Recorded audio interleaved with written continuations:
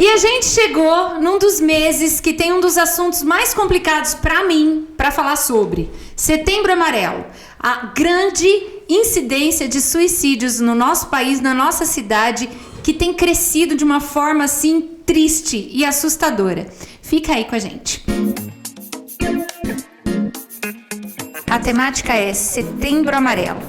É um dos assuntos mais difíceis para mim, porque uma das coisas que mais me impacta é porque a pessoa chega no limite da sua emoção de que ela não vê nenhuma outra saída a não ser tirar a própria vida. E hoje, para complementar esse pensamento, para a gente entender um pouquinho de como trabalhar essa conscientização e essa prevenção, a gente está com uma parte da equipe dos nossos psicólogos aqui. Pastor Kaique Lázari, que é um dos nossos psicólogos e um pastor aqui da nossa igreja auxiliar, então a gente vai discutir muito sobre as duas partes, viu, pastor? Bora lá, então. Marisa, que é a líder dos nossos psicólogos aqui na aba Psicologia, e a Aline Marzocchi, gente, conheço ela desde bebezinha. Eu acho que eu tô ficando velha. Também que tá aqui pra gente conversar um pouquinho sobre Setembro Amarelo. Vamos lá. Kaique, vou passando a bola pra você. Bora lá. Suicídio estoura todas as possibilidades da vida de uma pessoa e ela só vê isso, ou é algum déficit corpóreo, químico, psiquiátrico, ou é só emocional? Gostei de uma frase que eu ouvi uma vez e nunca mais esqueci de um Setembro Amarelo. Suicídio não é opção. Ninguém escolhe se suicidar. É a única saída que a pessoa vê. Então a gente tem que de cara quebrar esse paradigma que o cara escolheu aquilo. Ele não é fraco, ele nem é forte. Ele não teve escolha. Ele achou que era o único caminho possível e viável tirar a sua própria vida. Então, acho que se a gente partir daqui nossa conversa hoje, a gente tem onde pisar. O cara não escolheu, a mulher não escolheu, o senhor não escolheu, a criança não escolheu. O único caminho que tinha, na visão deles, diante de todo o sofrimento que a gente vai falar, tudo que ele via era suicidar-se. Então, vamos quebrar já o paradigma de que é forte ou é fraco. Não é nenhum dos dois, é o único caminho. Ele não tinha outra escolha, ele não tinha uma escolha. Ele só conseguiu enxergar isso. Vamos partir daqui? Vamos partir. Mas aí, você acha que o que leva essa pessoa a ter só essa saída? Você acha que são só influências emocionais? Porque muitas pessoas falam assim, partindo disso que você falou, é um fraco. Foi lá e tirou a própria vida ou tentou.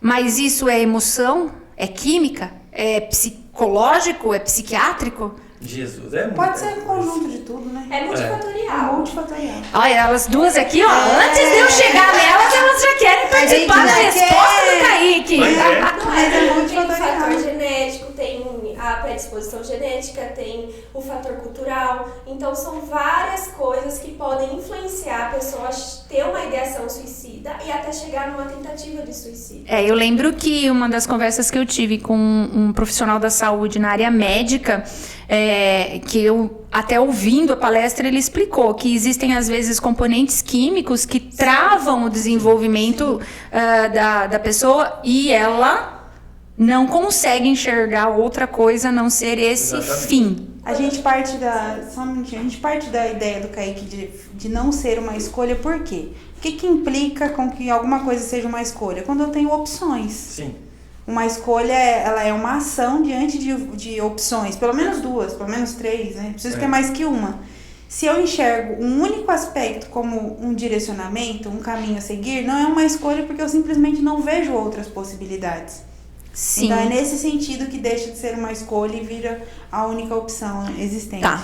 Se nós estamos falando que uma pessoa com uma predisposição suicida, ela só vê isso como uma escolha e o único caminho a seguir, como reverter essa situação? Se nós estamos entrando no Setembro Amarelo, e o que é o Setembro Amarelo? Ele é uma campanha que partiu de uma iniciativa para poder conter as ideias suicidas ou as decisões seja lá como nós formos abordar nesse aspecto, de uma pessoa que não vê outra saída. Então, ela é uma conscientização.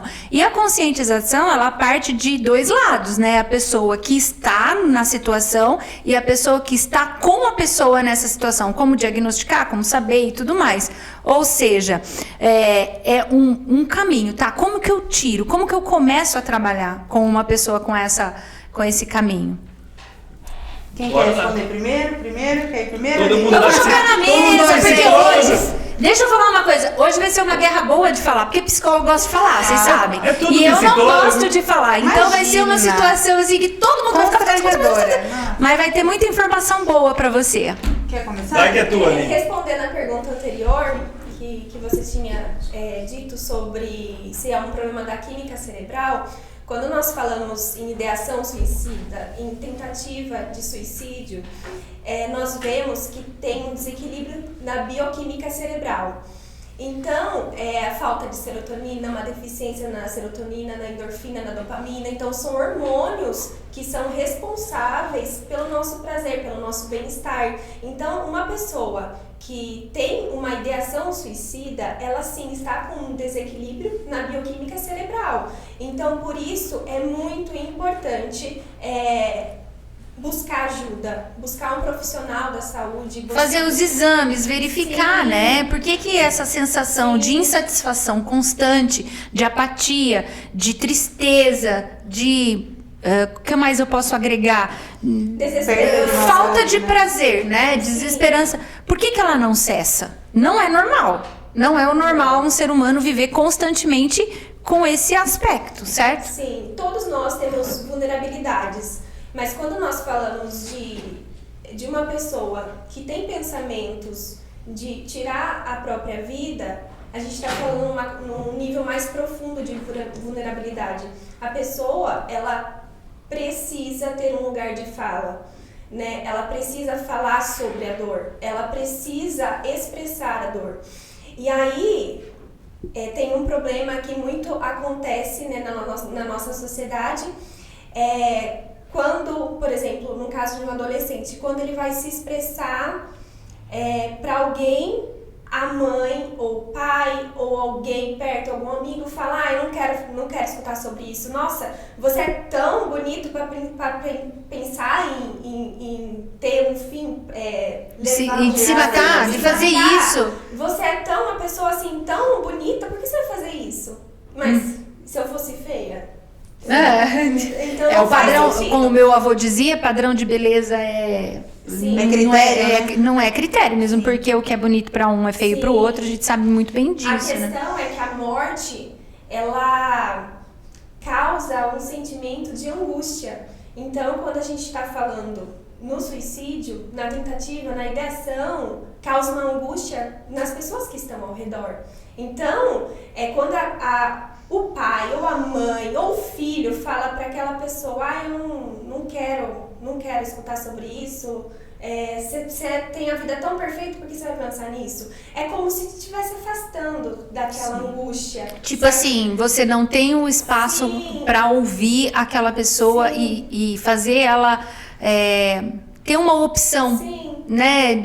A segunda opção. As pessoas confundem muito o desenvolvimento de resiliência no processo de educação de filhos com resiliência no sentido de fortalecer, de ensinar que as adversidades, que as lutas, que os entraves fazem parte da trajetória de todo ser humano. A gente não consegue passar por essa vida sem ter entraves e coisas que a gente precisa resolver e que nos machucam na essência. Com banalização dos afetos. Então, Sim. na tentativa de... É uma linha tênue. Sim, na tentativa de formar um sujeito que dá conta de resolver problema, que dá conta de enfrentar desafios, de entender que eles fazem parte da vida e que eles precisam ser resolvidos, enrijecem a postura para não fragilizar e falar: não quero nem ouvir. Nem vem que é esse discurso que a Aline traz. Não quero nem ouvir, nem vem com esse discurso, nem vem com esse mimimi. É uma defesa. Então, isso vem muito de geração para geração. Fora a tiração de sarro, né? A que muitos acabam passando, falando, você não vai ter coragem, vá, você tá falando da boca pra... Quer chamar a atenção. E isso acontece muito na área de adolescentes. Bom, se nós estamos falando que são déficits hormonais que ocasionam isso, me entra aí um questionamento de uma pessoa que não é da área. Essa semana aqui, esses últimos 10 dias, a gente teve o relato da adolescente que numa discussão com a mãe, ela tinha 11 anos. Nós não estamos falando de uma menina. A menina estava fazendo uma brincadeira de mau gosto, a mãe não gostou, chamou a atenção dela, ela teve um acesso de ira e pulou do 7º andar e morreu na hora. Suicídio por impulso. Então, isso daí, assim, eu já ouvi casos de... Não foi só isso, um menino de 9 anos também, a mãe, ele estava jogando videogame, não foi a mãe, a avó chegou e tirou o videogame da mão dele. Ele ficou tão irado que ele pulou pela janela. 9 anos. Nós não estamos falando mais de fato. Quer dizer, isso não era uma coisa tão comum antigamente, certo? Sim. Ou isso só está mais visível agora? Tá, eu não sou tão nova. Eu ouvia muito menos falar sobre suicídio na minha época de adolescente. Será que o vício constante das telas, ele não causa também uma certa dependência, uma certa... sei lá, uma certa visão de mundo que não é real, e talvez até por eles estarem jogando o tempo todo e não verem a morte do mesmo jeito que a gente vê, eles veem assim, não, tipo, se eu cair da janela, eu só vou me machucar lá embaixo, minha mãe vai ficar com dó de mim e pronto, acabou. Eu não consigo entender. É isso que eu ia falar e depois eu vou pedir para vocês me complementarem. Eu vejo muito sobre o que eu estava falando, da dificuldade da linha tênue entre acolher afetos e fortalecer, um parâmetro geracional de diferença de lidar com problemas. E aí, quando você fala assim, será que antigamente acontecia e hoje não acontece? Eu acho que isso também tem a ver. Antigamente a gente não tinha acesso à informação como a gente tem hoje. Pode ser que acontecia, mas não era tão mediado como é hoje. Hoje acontece o suicídio, rapidamente tá no jornal. Especialmente quando é caso de criança. Eu falo por causa do meu círculo de amizade, assim, aqui em Rio Claro, a gente convivendo em escolas, eu nunca vi histórico no jornal de um adolescente. O adolescente, ele é muito impulsivo por conta da maturação cerebral, ele está em processo de desenvolvimento. Então, a parte da impulsividade está sendo desenvolvida ainda. Então, sim, tem suicídio por impulso, onde ele não pensa nas consequências, simplesmente no momento de tensão, de angústia, de frustração, né? Porque ele vou pular da janela. Um aumento acelerado de emoção. Eu fiquei chocada. Sim. Eu fiquei chocada e eu vou ser sincera, eu chorei pela mãe. Porque a mãe entrou num estado de choque, foi hospitalizada, porque ela não esperava essa reação, ela não esperava que, chamando a atenção do filho, houvesse esse feedback. Quer dizer, da filha, foi uma menina. E isso agravado por questões religiosas, tá? Nós estamos falando aí de uma família religiosa. Sim. Então, como? Isso é uma coisa que eu acho que não dá para prever. Ou dá? Vai, Kaique. Que ele já tá falando pra caramba. Dá pra gente ler traços de prováveis suicidas? Olha...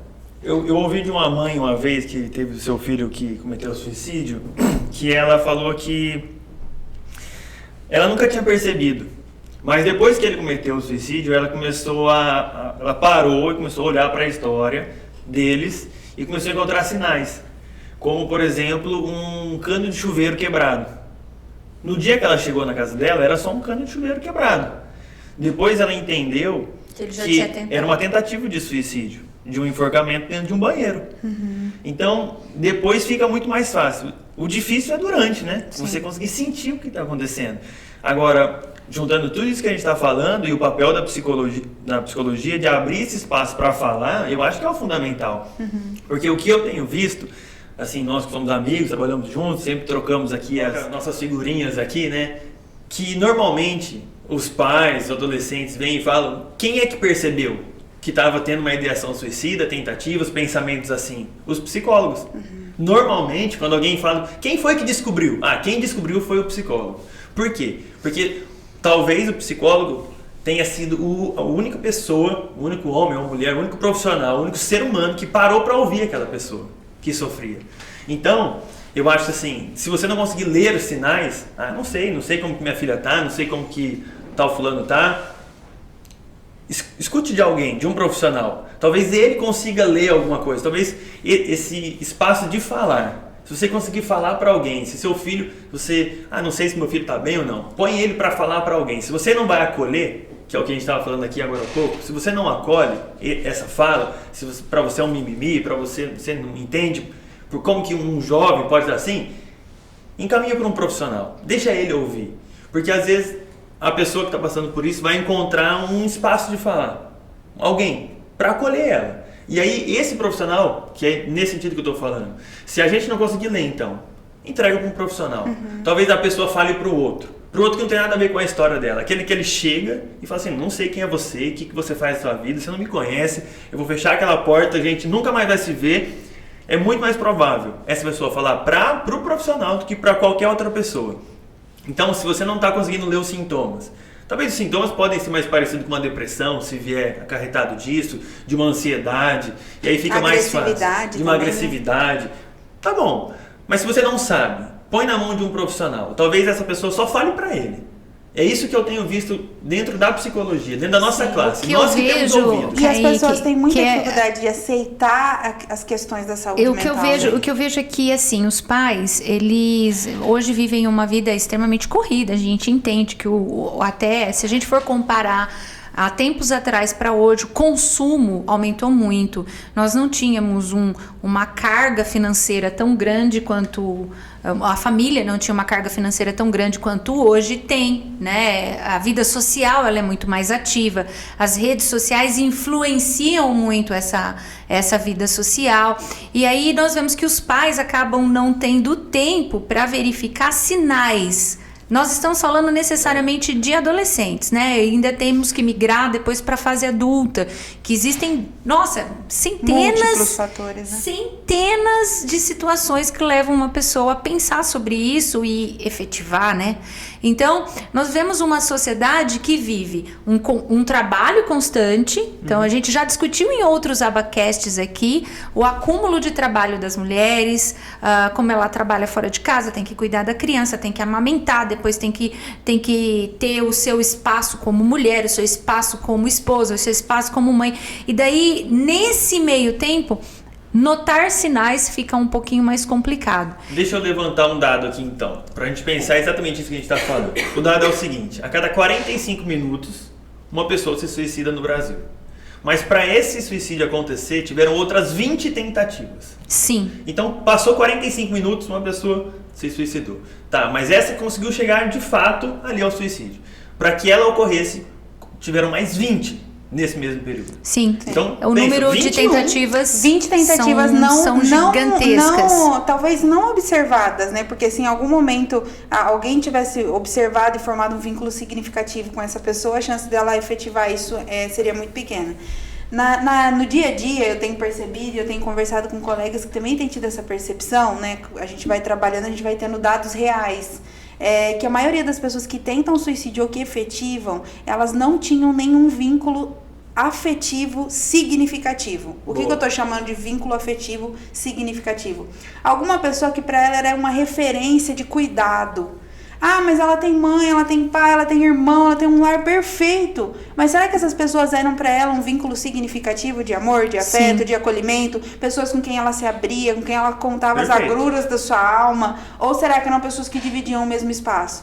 As novas configurações familiares e a mídia têm trazido um estilo de família que convivem. Uma república de pessoas que dividem o mesmo espaço, mas que não necessariamente têm vínculo afetivo. Quando interagem entre si, que não vive cada um num cômodo da casa. Cada um come no seu quarto, Fechado. A mãe, a responsável pela comida faz a comida, a mãe ou o pai, cada um vai lá, faz o teu prato, vai pro quarto, ou come na sala, não tem mais aquele momento de vamos sentar aqui, vamos brigar, vamos, né, vamos se resolver, vamos se entender, fala que você não gostou que eu fiz, você pegou minha roupa, não tem mais essa dinâmica. Hoje em dia a individualidade está tão acentuada que as pessoas ficam naquela de evitar fadiga e se distanciar e conversar pelo WhatsApp, a mãe tá na sala falando pro filho, pega água pra mim, pelo WhatsApp, então... E vou levar para um ponto mais maduro da conversa. A gente está falando de adolescente.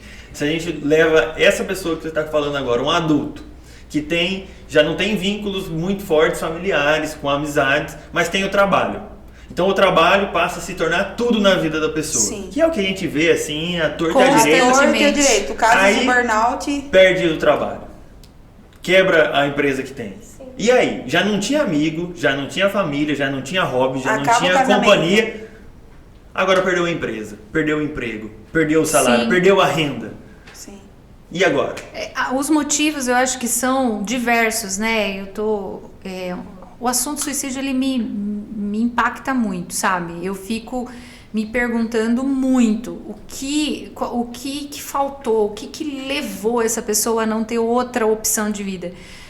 Eu acompanhei o caso de um ano passado de uma mulher, ela teve 8 filhos, uma mulher linda, americana, mulher de um pastor, inclusive, que depois ela ter o bebezinho dela e estava com 6, 7 meses e ela se suicidou. E ela se suicidou e as crianças tinham homeschooling, estudavam em casa, morava numa fazenda, se for ver o pastor, o marido dela, jovens, crianças lindas. E ela, eu não sei se eram 8 filhos, tá, gente? É que eu tenho uma mania assim de lembrar o número, mas eu lembro que ela tinha mais de 4. E aí ela cometeu suicídio. E eu fiquei impactada. E são casos assim que você acaba vendo, que nem um empresário, que teve um empresário aqui em Rio Claro, que ele simplesmente se enforcou dentro da própria empresa por causa da pandemia. A semana passada teve um estudante de psicologia que se suicidou dentro do campus da Universidade Fiscal de São Carlos. Aqui tivemos um caso de uma moça que investiu todo o seu dinheiro numa cafeteria e entrou a pandemia, ela perdeu tudo, não viu saída para a vida dela e tirou a própria vida. Ou seja, os casos que são diversos, né? Não os casos, o que leva a... né? Sim. Mas pensando em todos esses casos que para mim é de uma tristeza absoluta, Deus sabe o quanto o meu coração estraçalha com 2 coisas, criança e suicídio. Eu fico pensando, qual o nosso papel nessa campanha de Setembro Amarelo de conscientização para que a gente possa ajudar essas pessoas que às vezes não têm essa válvula de escape de fala, né? Então a gente cria campanhas, eu já recebi algumas críticas. Vocês só falam isso no Setembro Amarelo. Não, Setembro Amarelo é um período que nós temos de dedicação especial, De ênfase, né? de conscientização que essa causa não é um dado perdido, estatístico, que é longínquo, não, é real, é aqui perto, é aqui do lado. São gentes aqui que caminham com a gente, que já pensaram nisso de uma forma ou de outra. Alguns, que nem se falou, tem a cada 20, 1. Aí só que nós temos que levar em consideração que são 45 minutos, 1. Então, esses 20 que não foram, pode ser o 1 de dali 45 minutos. Então, como profissionais da área da saúde mental, nós temos uma campanha que está se iniciando agora no mês de setembro. Vamos abordar sobre isso em simpósios, pedágios, vai ter um momento específico para as crianças, esse Abacast. Mas se nós pudéssemos falar para essa população, tanto a que sofre pensando sobre isso, tanto quanto a que pode ajudar para que isso não se efetive, qual seria o nosso papel de fala, Marisa? Bom, eu vejo muito a leitura que eu faço sobre esse fenômeno suicídio. Além dos aspectos multifatoriais que acabam fomentando, né, o ato do suicídio, eu percebo que diz muito de uma fragilidade de autoconceito, de autoaceitação, de autoamor. Porque se tem um mínimo de estrutura fundamentada nesse sentido, autoconceito, eu acredito no meu potencial, eu sei quais são as direções, os meus limites, tenho possibilidade de ampliá-los, tenho amor à vida, à minha própria vida, senso de importância. Todos nós, em algum momento, nós não enquanto pessoas que estão aqui nessa mesa, mas enquanto humanidade, temos momentos difíceis e desafiadores que extrapolam tudo que a gente já viu. Você fala, não, agora eu cheguei no meu limite. Aí acontece outra coisa e fala, não, aquilo não era meu limite, é outro limite. A gente sempre tem essas situações desafiadoras. E o que nos faz querer ficar vivos? O nosso conceito de prioridade sobre a nossa vida. Nosso conceito de entender que a nossa existência é importante, primeiramente para nós.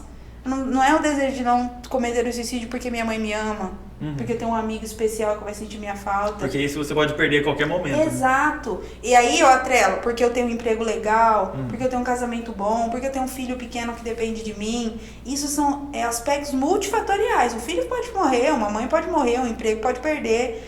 Quando eu atrelo a minha própria vida como prioridade na minha existência, os fatores, eles não são decisivos.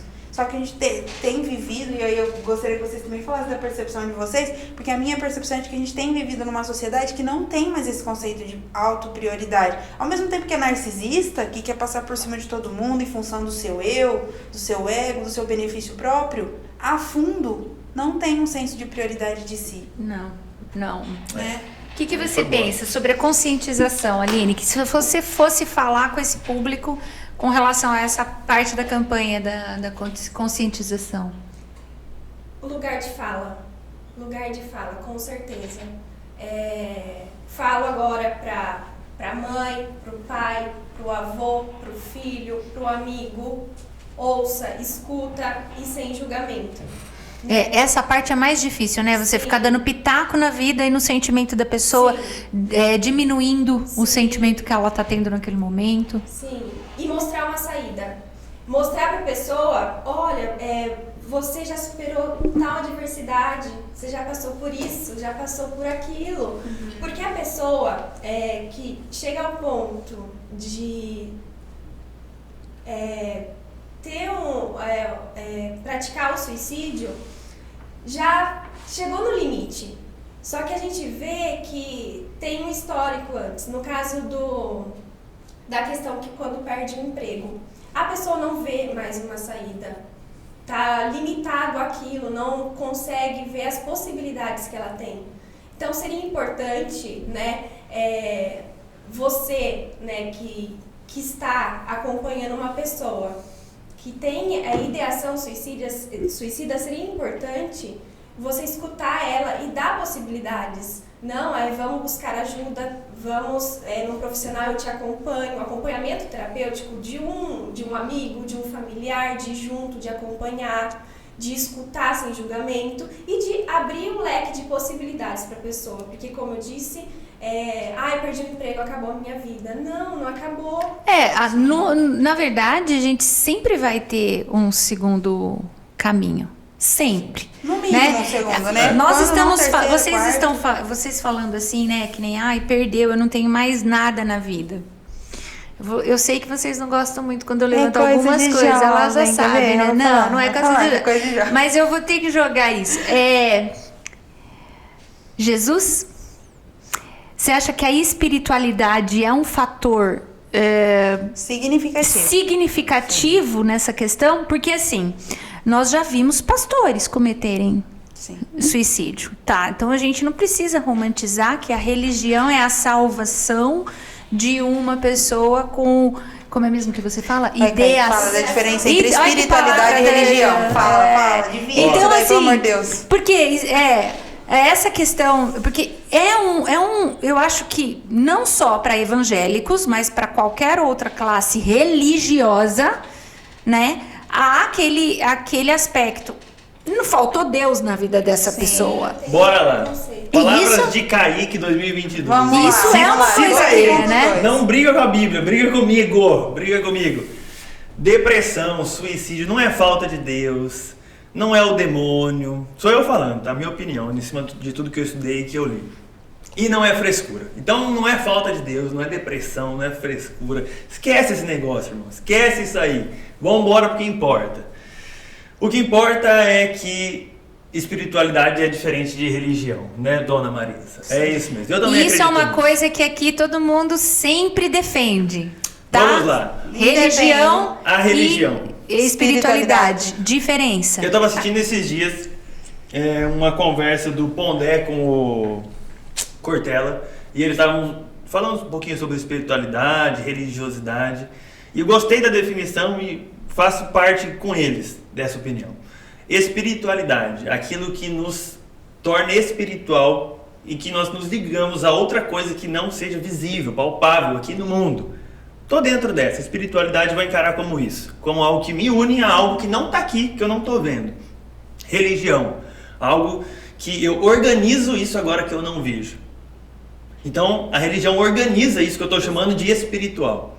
Vou falar dentro do cristianismo, que é o que a gente crê aqui, pelo menos todos nós que estamos aqui e nossa instituição. A nossa espiritualidade está em nos relacionar com Deus, com um Deus que nós cremos que está vivo, que morreu, ressuscitou. Jesus está entre nós. Ele não está sentado, a gente não está vendo ele está aqui, ó, sentadinho, mas o Espírito Santo está aqui, cremos nisso. A espiritualidade me faz encontrar com ele, conversar com ele. Ele me escuta, Sim. Ele me apoia, ele conversa comigo, ele responde. Então isso é a minha espiritualidade. E nisso eu posso encontrar apoio. Isso não necessariamente coloca o pastor e o membro da igreja em posições diferentes. Porque por que o pastor se suicida então? Ele não tem algo espiritual? Quer dizer que então ele parou de encontrar com esse Deus amigo dele? Esse Deus pai dele? Não. Só que o pastor pode também estar longe de Deus. Ele também pode deixar de ter sido espiritual e ter se tornado um religioso. Ele pode ter parado de se conectar e só organizado o encontro. Ele pode organizar o culto e não encontrar com Deus no culto. Você pode ter a fé que você quiser e não se encontrar com aquilo que você procurou. Você pode organizar tudo e deixar ele de fora. É isso que eu estou te falando. Então, pensando em tudo isso aqui, eu, olhando para o que eu vejo, já atendi paciente que olhou para mim e disse assim: pensei em fazer uma grande besteira. Porque todo mundo sabe que isso é uma grande besteira. O problema é não conseguir encontrar outro caminho. É isso que a gente está falando. É não encontrar outra saída. Se você vai encontrar em Jesus, glória a Deus. Se você vai encontrar de outro jeito, também. Que você encontre, mas tem que saber que existe outra forma. Quem mostra, se não for a pessoa, tem que ser outro. Tem que ser um amigo, tem que ser um parente. Eu acho que a parte mais importante é desmistificar essa questão. Porque se nós for da religiosidade com relação à espiritualidade, porque uma pessoa que não viu outra saída, ela está com aspectos físicos, muitas vezes, fisiológicos, Sim. que estão bloqueando ela. Então, a cura, eu sempre falo que a cura, ela pode ser milagrosa através do espiritual, mas ela também pode vir através de profissionais especializados naquele campo. E a saúde mental, a doença, né, vamos dizer assim, emocional, fisiológica, cerebral, ela é o quê? Ela é um déficit. Em algum setor ela é um déficit. Eu orei, eu não encontrei na minha oração a cura ou esse lugar de escape. Deus nos coloca diante de nós pessoas capacitadas para nos ajudar nesse processo de cura. Então, a cura ela pode ser tanto milagrosa quanto através de profissionais. E isso precisa ser desmistificado. Sim, em todo o sentido da religião. Eu lembro que eu ouvi um psiquiatra que eu gosto muito, já falei 1000 vezes dele para os meninos aqui, que é o Ismael Sobrinho. Ele falou assim: tem muita gente que pede para Deus o suicídio gospel. Senhor, me leva daqui. Senhor, me leva. Quer dizer, ele não tem coragem porque alguma coisa da religião o bloqueia, mas ele vive pedindo a morte para Deus, né? Então, nós precisamos entender que se você não tem o prazer na vida, alguma coisa está errada. E o que está errado? É emocional? É fisiológico? Onde você vai buscar ajuda? Isso é importante a gente desmistificar quando a gente fala em religião. Tô errada? Nossa, ficou todo mundo quietinho, assim, olhando pra minha cara, tipo, isso mesmo. pensando, né? Quando nós falamos do suicídio, uma das maiores causas é a depressão.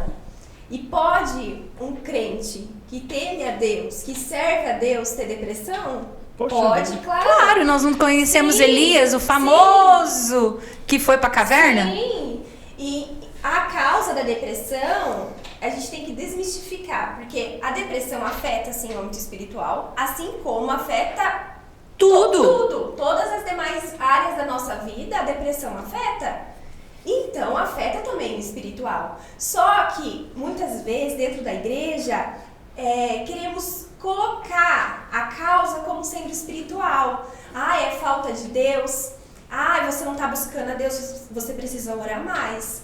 Você precisa buscar Deus. Aumenta a carga Sim. da pessoa que já está pesada. A interpretação daquele sujeito, da forma como a religiosidade chega até ele, fomenta até esse tipo de sentimento. eu não sou digno, capaz. eu não sou capaz, Exatamente. eu não sou bom, eu tenho uma essência ruim. Isso precisa ser desmistificado. Se existem profissionais para cuidar de âmbitos do nosso corpo, a gente precisa buscar ajuda com profissionais que possam nos ajudar no âmbito que está em déficit. Sim. Entendeu? A cura, ela vem de vários aspectos. E quando nós vemos a história de Elias, a gente vê que Elias que pediu a própria morte ao Senhor. Claro. E não foi uma causa espiritual. Ele teve aquele embate lá. Se sentiu sozinho. Se sentiu sozinho. Medo, né? Medo e tantas outras coisas. E a gente vê, né, na história de Elias que ele teve um pensamento disfuncional. Ele falou pra Deus colocou ele no lugar de fala, Elias, né? E aí ele falou que ele estava sozinho, que só sobrou ele como profeta, e Deus vai e corrige a visão dele. Não, sobrou mais 7.000. Ou seja, houve uma apresentação do escape, que é o que o profissional está fazendo. E Marisa, vamos lá. Como que nós podemos atrair essas pessoas para falar?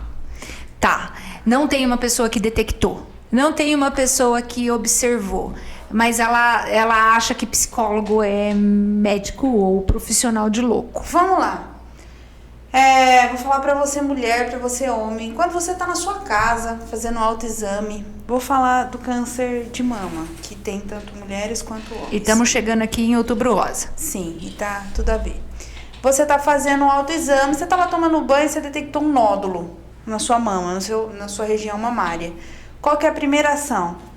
Primeiro, preciso procurar um médico.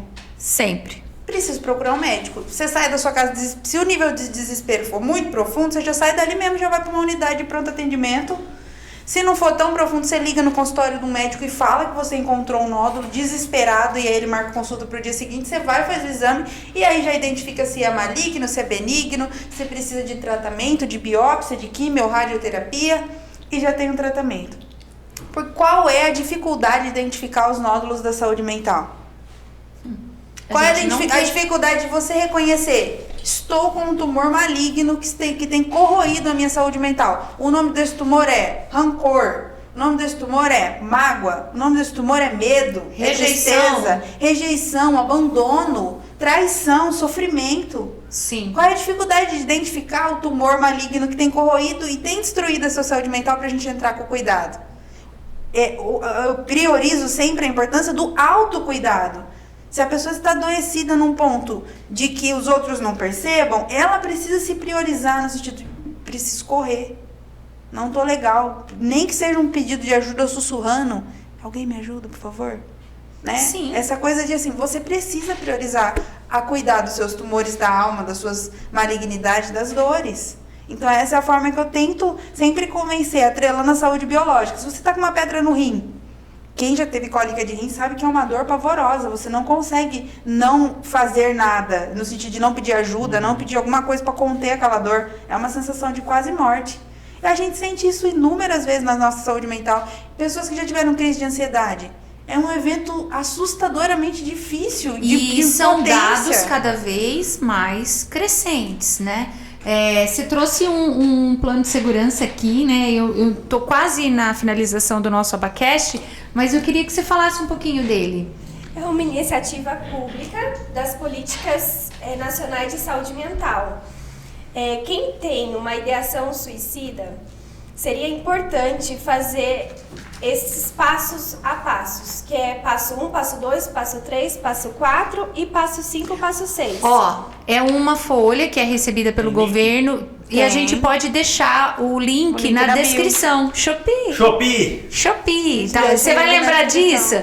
Colocar o link da descrição desse plano de segurança. Então, se você tá com uma dúvida com relação a alguma pessoa, ou já pega esse link.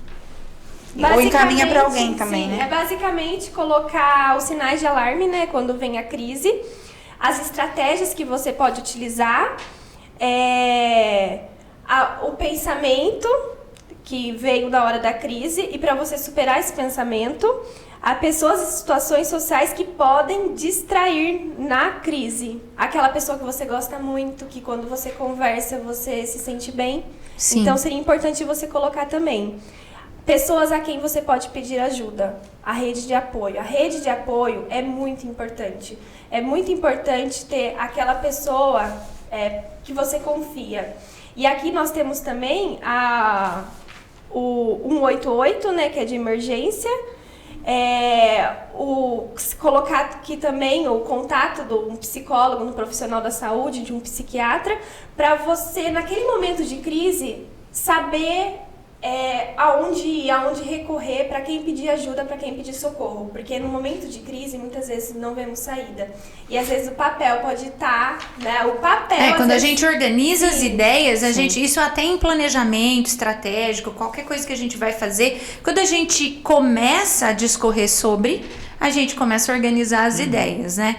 Bom, a gente está partindo para o final dessa conversa, foi mais uma abertura de um bate-papo mesmo. Nós vamos ter várias ações que vão estar acontecendo tanto no município quanto na aba. Durante esse mês nós teremos um simpósio agora no final do mês de setembro que vai ser direcionado para profissionais da área de saúde. Depois os meninos vão estar explicando mais, vai ter divulgação também disso nas nossas redes sociais. Mas o que eu queria deixar bastante claro é que a gente precisa entender que há saídas. A Marisa até colocou sentimentos negativos, maravilha, mas nós também precisamos atrelar a déficits corporais. Então, a depressão, aquele sentimento de ansiedade, de fadiga, de meu Deus, nada dá certo, não tá bom pra mim. Exame hormonal, meu irmão, minha irmã, vai verificar se tá tudo ok, se você tá com a dopamina em ordem, serotonina em ordem. Como tá o biológico. Vai caminhar no sol todos os dias, vai buscar outras saídas. Tá sentindo que Deus não tá falando com você, né, Kaique? Viu? Busca outra pessoa. Olha, Deus não tá falando comigo. Ô, Kaique, deixa eu falar. Parece que eu tô falando com um céu de bronze. E as coisas vão se clareando. O importante é dar o primeiro passo para sair dessa fase. Se você se sente nesse momento, adorei essa frase que ela falou, de ideação suicida. E dessa ideação suicida. Certo, Kaique? Isso aí. Bora procurar ajuda. É muito importante você ouvir, você falar e grave isso que eu falei pra você sobre a religião, porque eu tenho certeza que isso é um tabu pra muita gente. A sua espiritualidade é diferente da sua religião. A sua religião é o seu organizar. Se você não está encontrando com o seu Criador, com aquilo que você crê aí, você precisa de ajuda. Não importa qual é a sua religião, você precisa se organizar novamente. Conversa com alguém de outra religião, conversa com alguém. Vai saber, vai descobrir, vamos ver o que estão falando por aí. Informação nunca é demais, estudar nunca é o problema, a desinformação é um problema. Então, essa campanha é para te informar, não te desinformar. Desinformado você já tá, vai procurar informação, vai procurar ajuda. Verdade, Setembro Amarelo existe para te conscientizar. Ou do seu problema, do problema de alguém que está do teu lado, certo, Marisa? Certo. Fala um pouquinho do simpósio. Pessoal, eu gostaria de convidar todos os profissionais que estão à linha de frente em trabalhos com saúde mental, terapeuta ocupacional, psicólogo, assistente social, pessoal da pedagogia. Saiu estudos do BBC essa semana super recentes que 69% das crianças do nosso estado têm apresentado transtornos relacionados à ansiedade, inclusive dentro do contexto escolar. Sim. Então são números alarmantes e assustadores. A gente está fazendo um simpósio, primeiro simpósio de psicologia por sua vida, falei certo. Aleluia! Falei certo. Até o Shopping levantou as mãos Que lá a gente atrás. vai tratar sobre a importância do autocuidado do profissional que está na linha de frente. Por que o autocuidado? Porque a gente sempre fala do cuidado com o outro, do profissional para com o outro. E aí a gente teve há 3 anos atrás o suicídio de uma colega de profissão, psicóloga também aqui em Rio Claro, e desde então isso ficou no meu coração de que a gente precisava promover alguma ação para a gente cuidar dos profissionais. E aí eu trouxe essa ideia para a aba, a Erika embarca em todas, né? E aí a gente está desenvolvendo o simpósio. Venha participar com a gente, dia 23 de setembro, vai ser uma tarde de sexta-feira, vai ser um momento precioso para você se cuidar. Vai ter link também, né, Chupi? Link na descrição, para as inscrições. Assim. Momento importantíssimo para você se importante. cuidar e reavaliar como tá aí o seu gás e tomar força pra gente seguir na luta. É importante essa questão do autocuidado, porque só carrega, né? Carrega informações, carrega aqueles baques emocionais das outras pessoas. Nós não somos de ferro. Eu não sou profissional da saúde mental, mas eu trabalho junto com, e a gente tem uma carga emocional dos casos das pessoas da instituição. Então, é necessário sim a gente fazer essa autoanálise, esse autocuidado, certo? Exato. Vamos finalizar aí, Aline, fala a sua palavra de tchau para o pessoal. Agradeço, né, a oportunidade de estar aqui falando sobre uma temática tão importante e tão necessária na nossa sociedade, né, que tem, infelizmente, tirado muitas vidas de crianças, adolescentes, adultos, idosos. Então, é importante falar sobre, né, um tempo atrás não podia falar porque falava que fomentava ainda mais a vontade de suicídio. Não, nós precisamos falar, nós precisamos conscientizar de que sim, precisamos falar sobre que sim, somos vulneráveis e precisamos desse espaço de fala. Nós precisamos falar das nossas dores, dos nossos sentimentos. Se você está passando por situações difíceis, falamos aqui do ter um espaço de fala, chega no seu amigo e fala, eu preciso desabafar, mas eu não quero julgamento, eu só quero falar, só quero me expressar. E aí você fala e você tem aquele alívio, você consegue se organizar melhor, organizar mais seus pensamentos e até criar estratégias. Muito obrigada, Érica, muito obrigada a todos. E é isso. Pessoal, finalizando, vocês querem falar mais alguma coisa? Kaique, Marisa. Me veio agora ela falando assim, procura um amigo. Me veio aquele versículo que diz assim, quando você for falar, for orar, entra no seu quarto, fecha a porta. Sim. E fala com o seu pai. E o seu pai que vem em secreto te responderá. Então, se por um acaso não tem alguém nessa rede de apoio que você possa buscar nesse momento, primeiro, você pode procurar a aba. Aqui nós temos 5 profissionais que estão prontos para te ouvir. Segundo, não tem como, você tá longe, talvez você tá vendo em outra cidade, em outra realidade, isso não tá aí perto de você, você não tem com quem falar, fecha a porta do seu quarto e fala, Deus, não sei o que fazer, cheguei numa sinuca de bico, não sei para onde ir, coloca alguém para me ouvir, que eu preciso falar com alguém, então, por favor, fale o Senhor comigo. Eu posso te dar garantia, quase que 100%, de que ele vai falar com você. De uma forma ou de outra, ele vai te conduzir.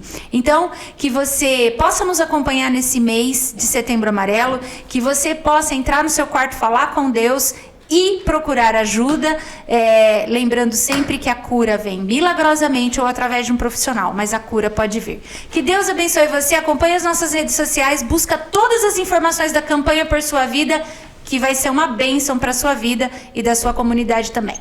Até a próxima, se Deus quiser.